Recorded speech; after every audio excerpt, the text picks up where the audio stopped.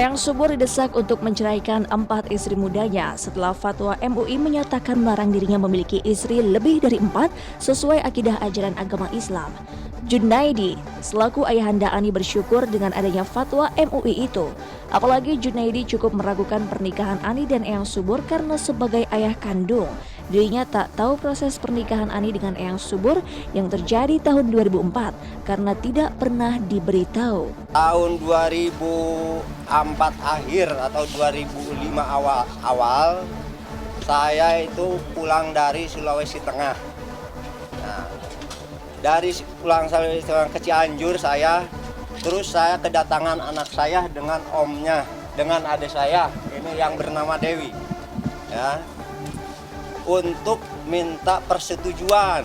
Anak saya itu bicaranya begitu, minta persetujuan, minta izin, restu dari saya. Katanya saya mau menikah dengan Pak Subur gitu. Nah, lantas bilang anak saya itu dijadikan istri yang ke-6. Saya bilang itu ke-6 dulu bilang. Lantas anak itu ya lupa ya. Saya bilang kalau agama Islam itu udah melanggar dari hukum Islam. Agama Islam cuma diperbolehkan punya istri itu cuma 4. Dan lebih dari 4 itu tidak boleh. Nah itu. Tapi anak saya itu kekeh minta persetujuan, ya, minta persetujuan, minta direstui sama saya ke rumah Subur. Ternyata Pak, pernikahan Ani itu gagal karena kan ada halangan gitu. Ngomong-ngomong saya terus pulang Cianjur. Sebulan kemudian lagi saya diundang lagi oleh Subur. Nah, datang lagi saya ke Jakarta, istirahat sebentar, terus anak saya bilang, Pak, saya ini sudah menikah. Dari situlah saya tidak bisa bicara sampai berapa tahun ini. Begitu. Setiap 3 bulan saya menengok anak saya dari rumah, angan-angan saya bicara, tapi tidak bisa. Saya ini dikunci oleh si Subur.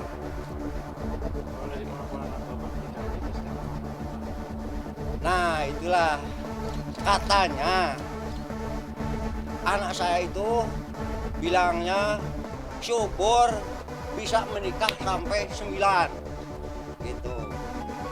Saat itu nikah di rumah Haji Mehmet di Bekasi.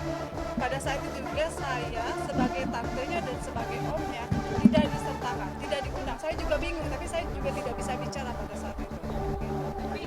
Mehmet pelawak itu artis yang sering jadi mungkin saksinya Haji Mehmet. Fatwa MUI ditambah lagi pernikahan yang diragukan keabsahannya akhirnya membuat Junaidi, keluarga serta sejumlah ormas perempuan dan ormas Islam ingin menjemput pulang istri ke-6 Eyang itu. Junaidi bahkan rela mati demi membawa pulang Ani setelah bertahun-tahun tidak bertemu. Saya datang ke Jakarta ini mau mengambil Ani, anak saya, hak saya. Allahu Akbar. Jadi bukan istri si Subur. Bila mana tidak ada yang mendukung saya, tidak ada yang spot saya, ini saya akan sendiri datang ke rumah si Subur. Walaupun saya sampai menghabiskan darah di rumah si Subur, saya akan bunuh si Subur. Sendiri saya akan membunuhnya. Saya tidak takut hukum, tidak takut mati. Sudah ke Malang, saya sudah tua. Esok pagi saya paling mati juga. Makanya saya tidak takut. Allahu Akbar. Saya membela agama. Mau jihad untuk agamaku, untuk anakku, untuk hak